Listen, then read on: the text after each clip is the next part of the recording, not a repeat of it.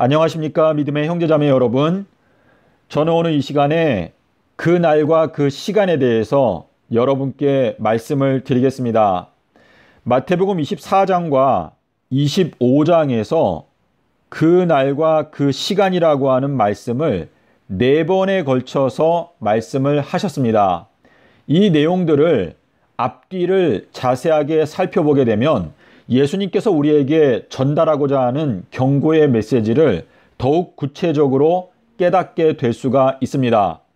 마태복음 24장과 25장은 함께 연구해야 하는 책인데 마태복음 25장 1절에서 그때의 천국은 마치 신랑을 맞이하기 위해서 나간 10처녀와 같다 하리니 라고 기록하고 있기 때문에 그 뜻은 마태복음 24장이 성취되게 되는 계절이 왔을 그때에 천국은 마치 신랑을 맞이하기 위해서 나간 10처녀와 같다 라고 하는 의미가 되는 것입니다.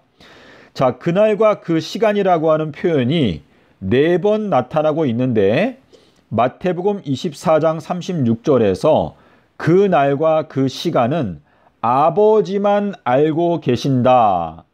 그런데 그 아버지께서 보내시는 성령이 오시게 되면 그 성령께서 너희들에게 장래의 일들을 알려주시고 모든 것을 가르쳐 주실 것이다 라고 기록하고 있습니다. 자, 근데 이 그날과 그 시간이 마태복음 24장 41절부터 44절에 가면 예수님께서 그날과 그 시간을 너희가 알지 못한다 라고 말씀하실 때 그 앞에 너희들은 인자가 오는 그 날과 그 시간을 알지 못한다 라고 말씀하셨습니다.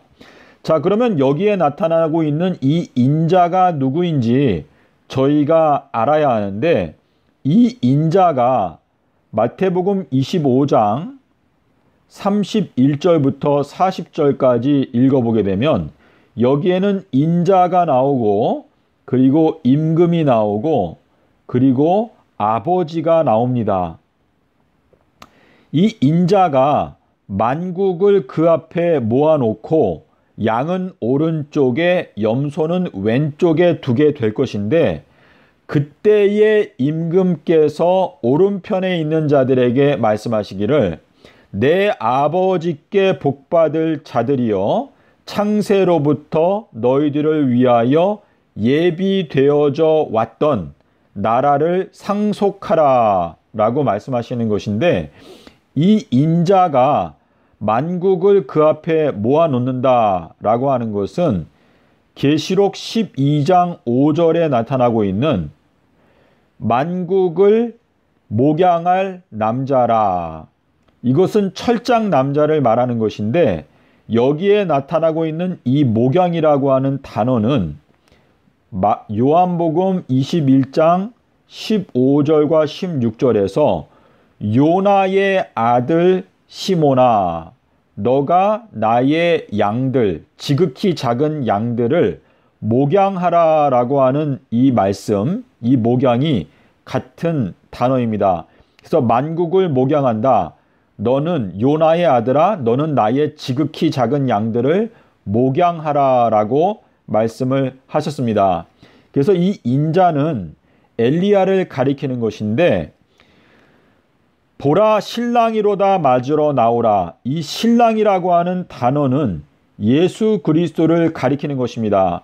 그런데 요한복음 13장 20절에 가면 내가 보낸 자를 영접하는 것은 곧 나를 영접하는 것이다 라고 말씀하셨는데 마태복음 11장 10절부터 보시게 되면 내가 나의 사자를 보낸다.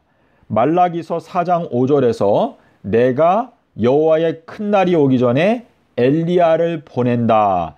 엘리야가 와서 모든 것을 회복한다 라고 말씀하셨기 때문에 신랑을 맞이하러 나갔던 이 10처녀가 발견하게 되는 인물, 발견하게 되는 사람은 사실상 신랑 되신 예수님께서 보내시는 엘리야를 발견하게 되고 그 엘리야의 기별을 받아들이게 되면서 혼인식에 들어가게 되고 문이 닫히게 된다라고 하는 의미가 되겠습니다. 자, 생각지 않은 날, 알지 못하는 시간에 그 종의 주인이 이르러 그의 몸을 쪼개고 외식하는 자의 율에 처한다. 자, 여기 외식하는 자의 율이라고 하는 것이 중요한데요. 주님께서 외식하는 자와 직접적으로 연관지어서 말씀하신 것이 요나의 표적입니다. 이 말씀은 무엇인가 하면 외식하는 자들아 너희들은 날씨는 분별할 수 있으면서 어찌하여 요나의 표적은 분별하지 못하느냐라고 하는 말씀이 마태복음 16장 3절 4절 그리고 누가복음 12장 56절에서 예수님께서는 분명히 요나의 표적을 깨닫지 못하는 자들을 외식하는 자들이다라고 말씀을 하셨습니다. 자, 그러므로 지금 생각지 않은 날, 알지 못하는 시간에 그 종의 주인이 이르러 그의 몸을 쪼개고 외식하는 자의 율에 그 사람을 처하게 한다라고 하는 이 말씀은 엘리야가 와서 전파하게 되는 그 기별이 주의 길을 곧게 하라. 자, 침례 요한이 왔을 때 침례 요한은 의의 길로 왔다라고 말하고 있습니다. 이거는 마태복음 21장에 마태복음 21장 32절에 침례 요한이 의의 길로 왔다라고 말씀을 하시고 있는데요.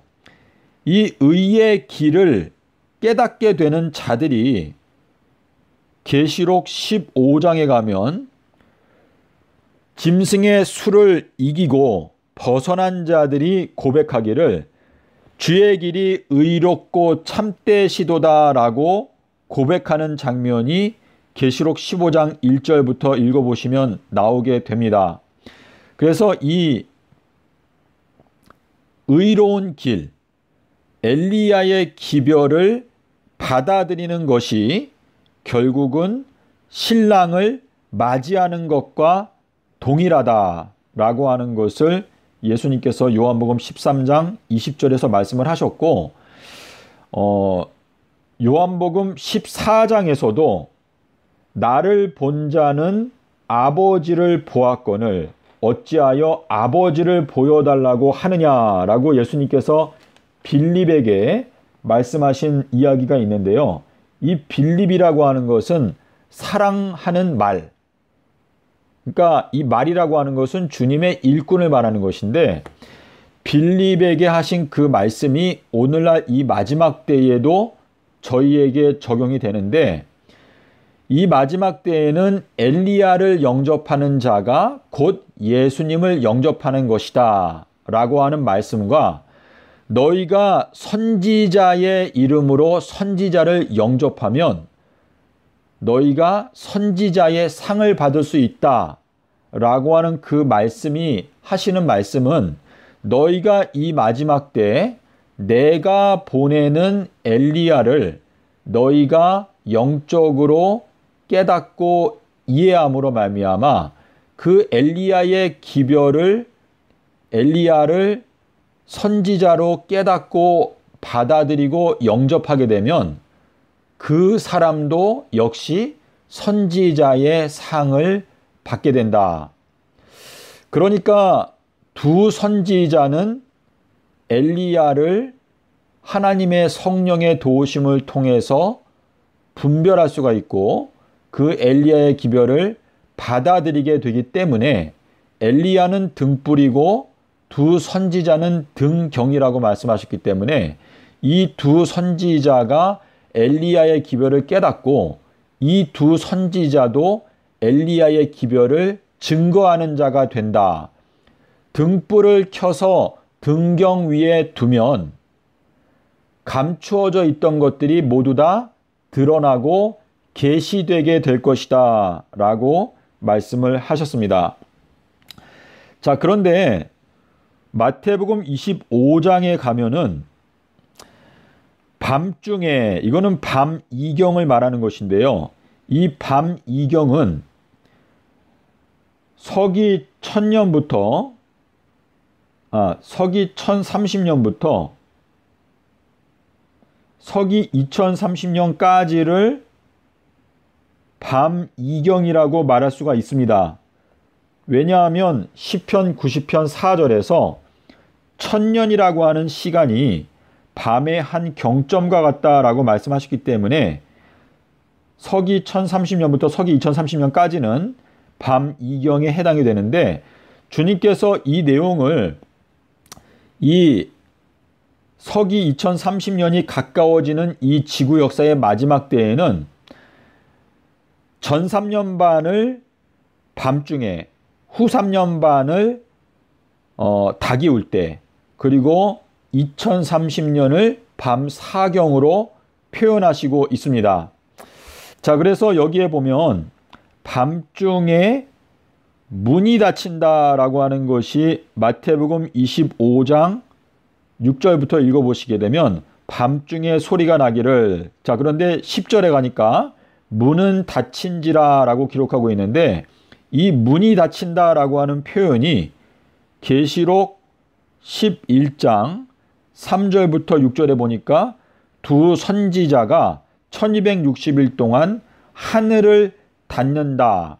자, 하늘을 닫는다, 문이 닫힌다, 방주의 문이 닫힌다, 이게 다 같은 내용인데, 이 하늘을 닫게 되는 요 시점이 2023년도이기 때문에 지금 2023년도가 밤중에 해당된다, 또 문이 닫히는 시점에 해당된다 라고 하는 의미가 여기에 들어있기 때문에 밤중에 문이 닫힌다, 그래서 보라 신랑이로다 맞으러 나오라 라고 하는 그 음성이 들리게 되는 때가 밤중인데, 그때에 이미 지혜로운 처녀와 미련한 처녀들은 결정이 끝난 상태다 라고 하는 것을 말씀하시고 있습니다.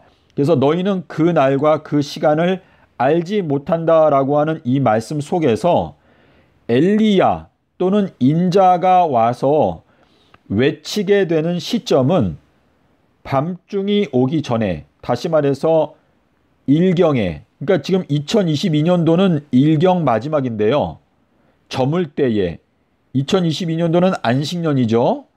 안식년에 대해서 마태복음 28장 1절에 보면 일주일이 저물고 라고 되어 있기 때문에 지금은 밤 일경이 끝나게 되는 마지막 시간인데, 이때에 엘리야의 메시지를 통해서 지혜로운 처녀와 미련한 처녀가 나누어지고 있는 과정 가운데 있고, 지금 현재 요나의 표적을 전파하면서 요나의 표적을 거절하는 자들에 대해서 엘리야가 외식하는 자의 유래, 그 요나의 표적을 거절하는 자들을 외식하는 자의 유래 지금 선포하고 있다라고 하는 의미가 되겠습니다. 자, 그래서 여러분, 제가 말씀드린 그 날과 그 시간이라고 하는 표현이 4번 나타나는 것을 제가 이렇게 빨간색으로 박스로 해놨는데, 마태복음 24장 36절, 그리고 마태복음 24장 41절부터 44절, 그리고 마태복음 24장 50절 51절, 그리고 마태복음 25장 6절과 13절에 나타나고 있는데, 여러분께서 여기에서 관심을 가져야 하는 표현이 또 하나가 있는데, 그러므로 깨어있으라 라고 하는 표현이 2번 들어 있습니다. 여기 마태복음 24장 41절부터 44절에 보니까 그러므로 깨어있으라 라고 되어 있죠. 그리고 마태복음 25장 13절에 가니까 그러므로 깨어있으라 라고 제가 여기 지금 확인을 하고 있는데 여기 그러니까 42절이네요. 마태복음 24장 42절에 그러므로 깨어 있으라. 그리고 마태복음 25장에도 13절에 가니까 그러므로 깨어 있으라. 이 둘이 서로 연결된 내용인데요.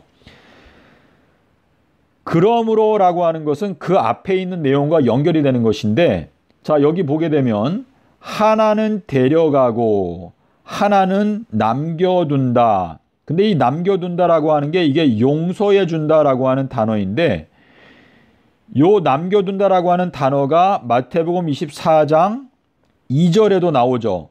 돌 위에 돌 하나도 남겨두지 아니하고 다 무너진다. 이 남겨둔다라고 하는 것은 용서해 준다라고 하는 단어인데, 누가복음 17장 35절에서 한 여자는 데려가고 한 여자는 남겨두리라. 그때 제자들이 예수님께 물어보기를 주님 그 여자를 어디로 데려가세요? 예수님께서 대답하실 때 시체들이 있고 독수리들이 모여드는 곳으로 데려간다 라고 말씀을 하셨습니다. 그러면서 그러므로 깨어있으라. 너희는 인자가 오는 날과 시간을 알지 못한다 라고 말했기 때문에 지금 하나는 데려가고 하나는 남겨두게 되는 이 사건이 일단은 눈에 보이지 않은 영적인 세계에서 결정이 먼저 끝나고 그 다음에 집행 심판을 하는 것은 나중에 하는 것이기 때문에 하나는 데려가고 하나는 남겨둔다. 그러므로 깨어있으라. 너희는 인자가 오는 날과 시간을 알지 못한다. 그런데 이 인자는 엘리야를 말하는 것이기 때문에 엘리야가 활동하는 것이 끝나게 되는 시점이 2023년도, 이거는 저의 그냥 추측이라고 말씀드릴 수가 있는데요. 2023년도 5월 달이 끝날 때쯤 되면 그때의 인자의 날들, 엘리야가 이 땅에서 이 땅이라고 하는 말은 빼고 누가복음 17장 22절에서 말씀하시는 너희가 인자의 날들 중에서 하루를 보고자 하여도 보지 못하게 되는 날들이 올 것이다 라고 하는 그 말씀이 성취되게 되는 시점이 2023년도 5월달 정도가 될 것으로 제가 지금 추측을 하고 있는데요. 그 이유는 요한복음 3장 24절 때문입니다. 요한복음 3장 24절의 내용을 보게 되면 6월절이 지나가고 난 후에도 요한이 아직 옥에 갇히지 아니하였더라 라고 되어져 있는데, 그 말씀을 이 옥이라고 하는 것이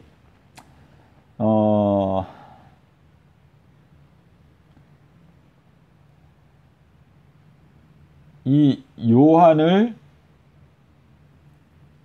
구원하기로 인치시는 사건으로 제가 이해를 하고 있는데요. 예, 거기까지만 말씀을 드리고, 자, 그래서 그 날과 그 시간이 지금 4번 나타나고 있고, 그러므로 깨어있으라 라고 하는 표현은 2번 나타나고 있습니다. 마태복음 24장에 그러므로 깨어있으라 너희는 인자 엘리야가 오는 날과 시간을 알지 못한다 이렇게 말했고, 마태복음 25장에서도 처녀들이 완전히 둘로 나누어지게 되는 것은 밤 이경이 오기 전에 그 결정이 끝나는데, 그러므로 너희는 깨어있으라 그 날과 그 시간을 알지 못한다 라고 말씀을 하셨습니다. 자, 누가복음 12장에 가면은요, 누가복음 12장 36절부터 여러분께서 연구를 해보시게 되면 거기에 밤 2경, 밤 3경에 대한 말씀이 나옵니다. 자, 그래서 이 내용은 하나님께서 이 세상을 심판하실 때 기독교인들 따로, 그리고 이방인들 따로, 그리고 사마리아인들 따로 이렇게 세 그룹으로 나누어서 심판을 하시기 때문에 야곱이 에서를 만나러 갈 때도 자기의 모든 이 가족들을 세 그룹으로 나누어서 에서는 에돔 또는 아담, 이 두 번째 아담이신 예수님께서 심판주로 오실 때 야곱이 자기의 자녀들을 세 그룹으로 나누어서 이 에돔, 에서 또는 하나님을 만나러 나가도록 이렇게 구성을 했다라고 하는 의미이기 때문에 누가복음 12장 36절부터 읽어보시게 되면 이 주인이 오는데 주인은 1경에 왔어요. 그리고 2경과 3경에 이르러서도 또 온다라고 기록하고 있습니다. 그러니까 이 내용을 보게 되면 이 지구상에 살고 있는 사람들을 하나님께서 심판하시는 장면이 에스겔서 5장 12절에 나타나고 있는데 여기에 보게 되면 3분의 1, 3분의 1, 3분의 1 그리고 에스겔서 9장에도 가게 되면 성소에서 장로들부터 인치는 것을 시작해라 라고 말씀하시고 있기 때문에 주님께서 지금 현재 2022년도에 가장 먼저 심판하시는 그룹이 기독교 25억의 기독교인들을 가장 먼저 심판하시고 그들의 운명을 결정하신다 라고 하는 의미가 되겠습니다. 그래서 이 등불을 들고 기다리고 있는 이 열처녀는 등불은 하나님의 말씀을 뜻하기 때문에 성경 말씀을 들고 있는 자들 전 세계적으로 25억 정도가 되는데 이 사람들에 대해서 경고하시는 말씀이 되는 것입니다. 자, 여러분께서 오늘 이 내용을 통해서 그 날과 그 시간을 좀 더 구체적으로 이해하게 되시기를 바라는 마음인데요. 기독교인들에게 오는 그날과 그 시간이 있는가 하면 이방인들에게 오는 그날과 그 시간이 있다라는 것을 여러분께서 생각하시고 지금 현재는 멸망해 가고 있는 기독교를 향해서 우리가 깨달은 마음으로 경고의 나팔을 외쳐야 한다라고 하는 것을 우리가 분명히 깨닫고 경고의 나팔을 외치게 되기를 바랍니다. 2022년도에는 주님께서 나귀를 타고 입성하시는 해이기 때문에 깨닫고 일어서게 되는 주님의 제자들은 이 나귀를 타고 오시는 이